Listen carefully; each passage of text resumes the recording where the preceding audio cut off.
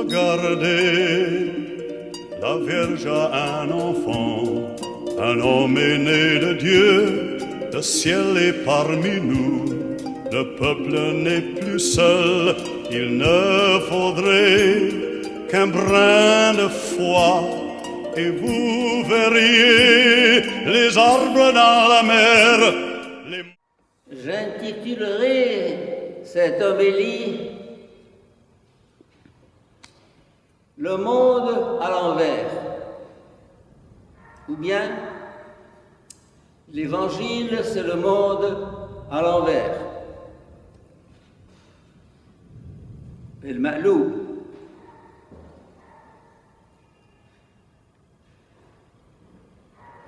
Comment est-ce que Jésus peut nous dire que bienheureux les pauvres, bienheureux ceux qui pleurent, bienheureux ceux qui sont persécutés, bienheureux ceux qui ont faim? Non, ça passe pas.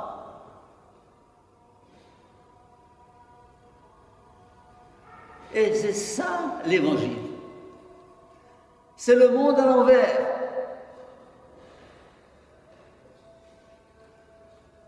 Est-ce que le Christ joue sur les mots, veut se rendre intéressant,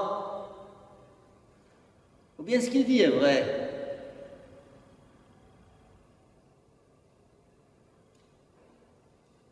Ce qui est intéressant de constater, c'est que la religion chinoise, qu'on appelle le taoïsme, rejoint exactement l'Évangile. La vie, c'est la mort. Et la mort, c'est la vie. Tiens. Oui.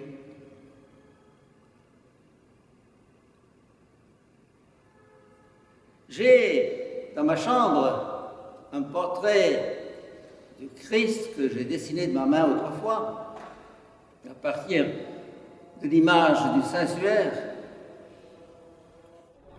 au-dessous de laquelle j'ai mis ces 3 phrases en anglais. Less is more. Le moins est un plus. Ah. Loss is gain. La perte est un gain. Oh. Death is life. La mort, c'est la vie.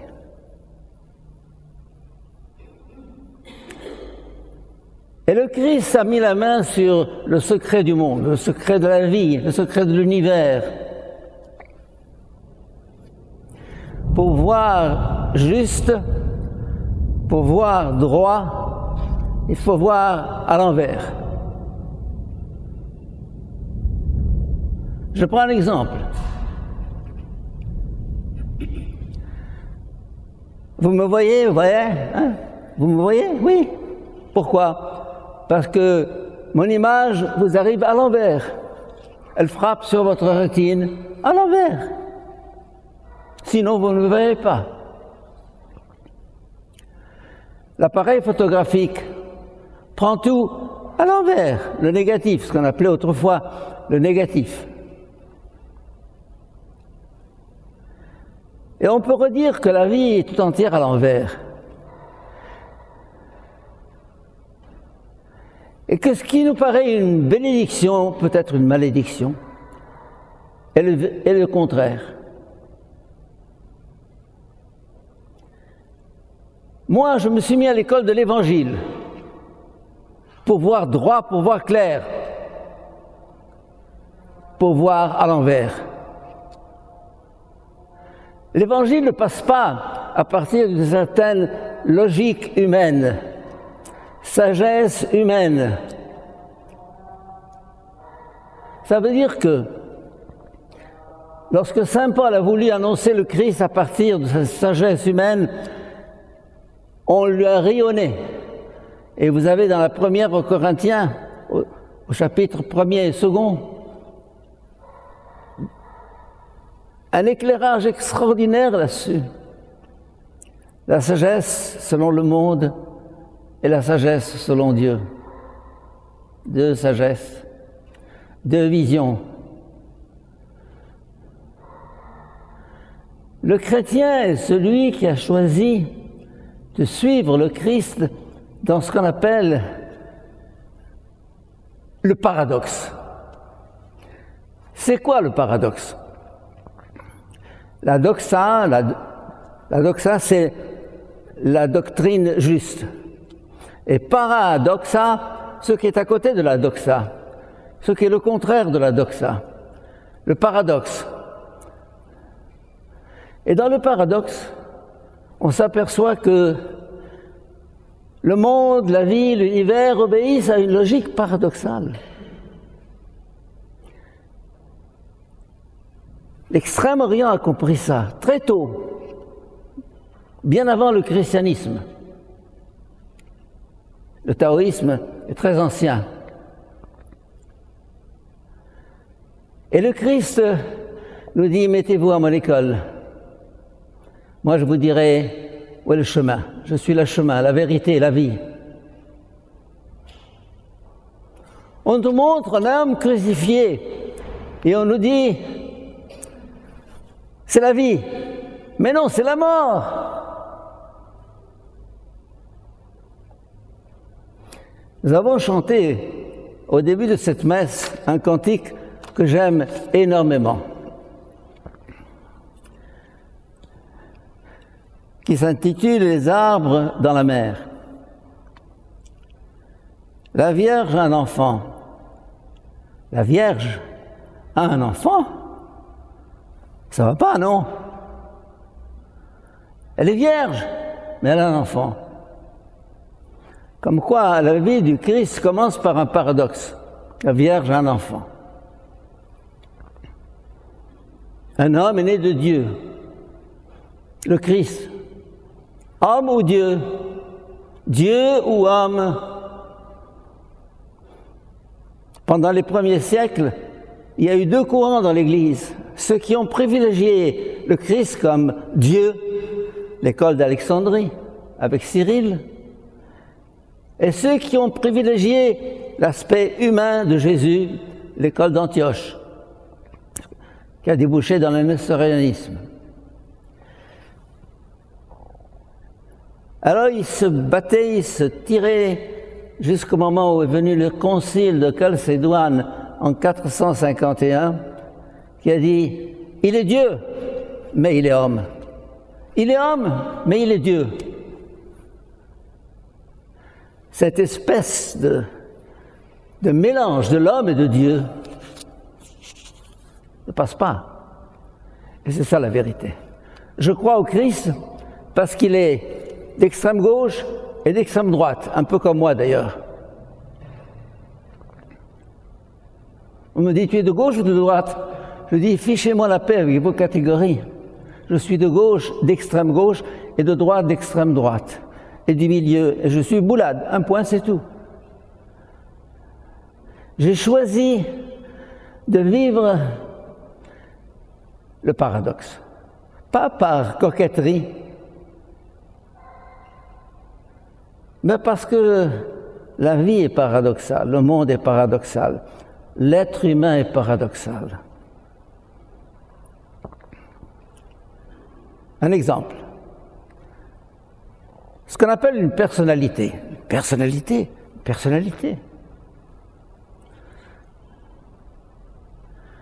Telle que nous cherchons à la réaliser à travers toutes sortes de systèmes, de méthodes, de recettes. Celui qui cherche la personnalité est un pauvre type. La personnalité est exactement à l'opposé de ce que nous appelons la personnalité. Et on a voulu classer Jésus dans les grandes personnalités de l'histoire. Non!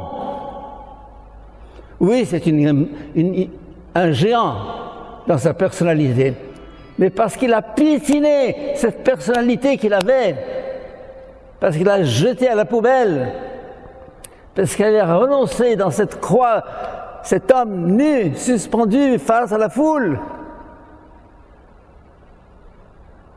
Je crois en toi, Jésus, parce que tu es spécial, comme on dit. Pas seulement parce que tu es spécial, parce que tu as les clés de la vie éternelle, les paroles de la vie éternelle. Toute la publicité qu'on vous fait, tout le tam-tam de la propagande, de la publicité, on se laisse prendre, on croit, on tombe dans le panneau. Mais non, mais non.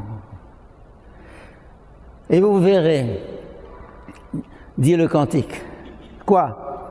Des arbres dans la mer. Des arbres dans la mer? Mais où est-ce qu'ils vont prendre racine?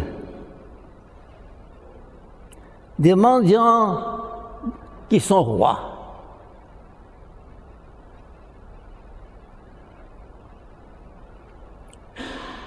Les puissants renversés.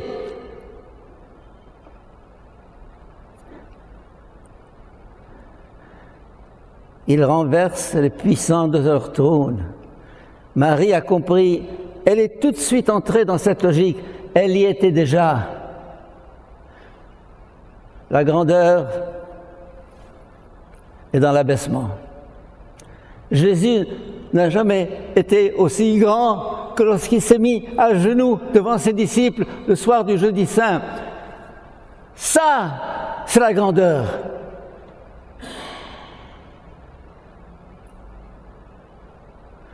Et Jésus nous indique ce chemin. Suivez-moi. Suivez-moi. Je n'ai aucune preuve à vous offrir, mais c'est ça. La foi consiste justement à croire à l'impossible, à croire au paradoxe de l'Évangile, à croire Jésus parce qu'il a les paroles de la vie éternelle. Attention, l'Église se situe en contradiction avec le monde.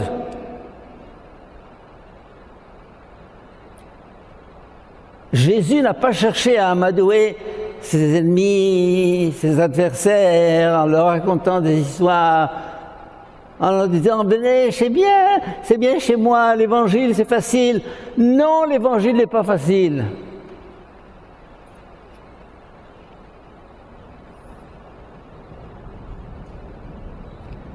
L'Évangile, c'est le monde à l'envers. Le monde à l'envers pour qu'il soit à l'endroit. Comme l'image que vous recevez de moi, qui est à l'endroit, parce qu'elle est à l'envers. Et dans ma vie, la tentation, la séduction viendra justement de ça. L'arbre, le fruit, la séduction. Ah! Je croque cette pomme, c'est le bonheur. Il a croqué la pomme, ça a été le malheur. Et pourquoi ça? Oh, j'aurais bien des choses à dire là-dessus. Il y a un grand jésuite, un de ceux qui ont été les précurseurs du Concile Vatican II, le père Henri de Lubac. Un livre tout petit, qui s'appelle Paradoxe, que j'ai lu il y a longtemps. Et un autre livre, Nouveau Paradoxe. 2 livres brillantissimes. De Lubac a compris que l'Évangile est un paradoxe. Voilà, comme dans un de ses propos, l'Évangile est plein de paradoxes. Oui, l'Évangile est plein de paradoxes. On te frappe sur la joue droite, tends l'autre. Aime ton ennemi. Bénis celui qui te maudit. Mais non, je ne peux pas. Essaye. Essaye. Essaye et tu verras. L'Évangile ne se prouve que par une expérience personnelle. Essaye ce que je te dis de faire et tu verras. Et tu comprendras. Et tes yeux s'ouvriront.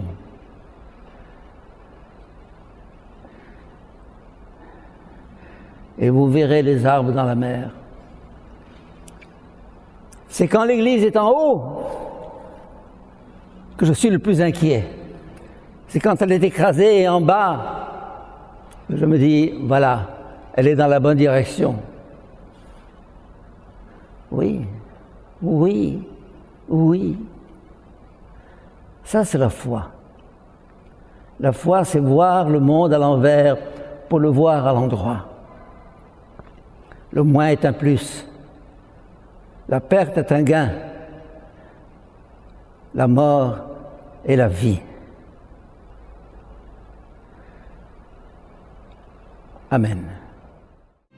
Le peuple n'a plus peur, il ne faudrait qu'un brin de foi, et vous verriez les arbres dans la mer.